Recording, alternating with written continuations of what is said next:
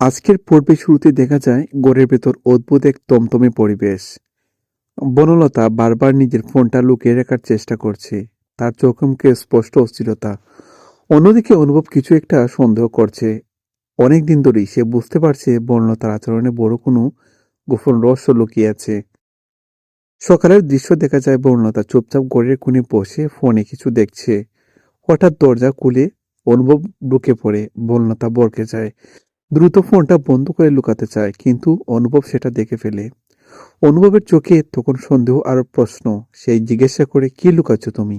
বনলতা কোনো উত্তর দিতে পারে না, শুধু বলে, কিছু না। এই সামান্য কথার মধ্যেই অনুভব বুঝে যায় বিষয়টা মোটেও ছোট নয়। সে শান্ত গলায় বলে, তুমি যদি কিছু লুকিয়ে রাখো তাহলে সেটা আমার জানার অধিকার আছে।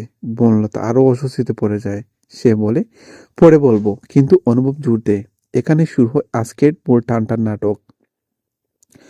পরবর্তী দৃশ্য দেখা যায় অনুভবের অন্য সদস্যরা নিজেদের কাজে ব্যস্ত, কিন্তু অনুভব আর বনলতার মধ্যে চাপা উত্তেজনা জমতে থাকে। অনুভব সুযোগের অপেক্ষায় থাকে কখন বনলতার ফোনটা হাতে পাবে। একসময় বনলতা রান্না করে যায়, ফোনটা টেবিলের উপর রেখে যায়।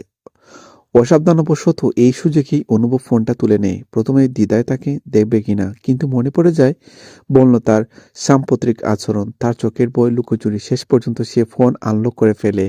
আর তখনই সামনে আসে সেই গোপন ছবিগুলো দেখেই অনুভব স্তব্ধ হয়ে যায়।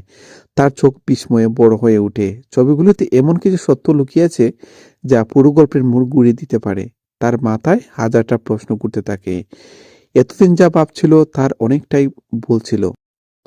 ফ্ল্যাশব্যাকে দেখানো হয় কিভাবে এই ছবিগুলো তোলা হয়। বনলতার জীবনের প্রথম এমন কিছু অধ্যায় যা সে কাউকে জানাতে চায়নি।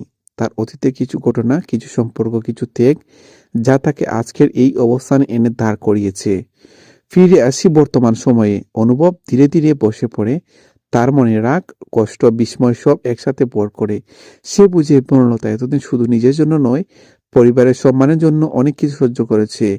এই সময় রান্নাঘর থেকে বনলতা ফিরে আসে। টেবিলে নিজের ফোন না দেখে সে আতঙ্কিত হয়ে ওঠে।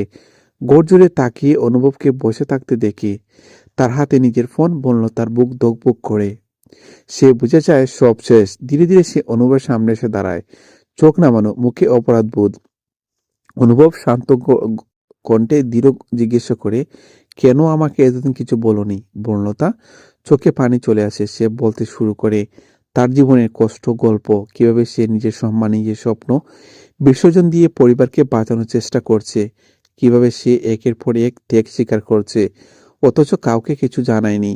বনলতার কণ্ঠে কাঁপুনি। সে বলে, আমি চাইনি তুমি কষ্ট পাও, তাই সব লুকিয়ে রেখেছি। এই কথাগুলো শুনে অনুভবের চোখে ভিজে উঠে। সে বুঝতে পারে বনলতা কোনো অন্যায় করেনি, বরং সে ছিল পরিস্থিতির শিকার। এতদিন ধরে সে যে সন্দেহ করে এসেছে তার জন্য নিজেকে অপরাধী মনে হয়। পরিবারের অন্য সদস্যরা একে একে এখানে এসে জড়ো হয়। সবাই উপস্থিত বুঝতে চেষ্টা করে। বনলতার কথা শুনে অনেকেই স্তব্ধ হয়ে যায়। বিশেষ করে বাড়ির বড়রা বুঝতে পারেন বনলতা কত বড় বোঝা একা বহন করে এসেছে। এই পর্বে সবচেয়ে আবেগন মুহূর্ত আসে যখন অনুভব বনলতার হাত ধরে বলে, আজ থেকে আর কিছু লুকাবে না, আমরা একসাথে সব সামলাবো। এই একটি বাক্যই বনলতার চোখে নতুন আশার আলো জ্বলে উঠে। শেষ দৃশ্য দেখা যায় বনলতা জানলার পাশে দাঁড়িয়ে বাইরে তাকিয়ে আছে। তার চোখে আর আগের মতো ভয় নেই, আছে প্রশান্তি। অনুভব তার পাশে এসে দাঁড়ায়। দুজনের মধ্যে নীরব এক বোঝাপড়া তৈরি হয়। ক্যামেরা ধীরে ধীরে জুম করে আউট করে। এই পর্বে মূলত প্রকাশ পেল বনলতার গোপন সত্য, যা পুরো কাহিনীর মোড় ঘুরিয়ে দিল। এতদিন ভুলে বোঝাবুঝির অবসান ঘটল, তবে সামনে যে আরো বড় বড় অপেক্ষা করছে তার ইঙ্গিত স্পষ্ট। পরবর্তী পর্বে দেখা যাবে এই সত্য জানার পর পরিবার কি সিদ্ধান্ত নেয় এবং বনলতার জীবনে নতুন কি পরিবর্তন আসে। আজকের পর্ব এখানে শেষ।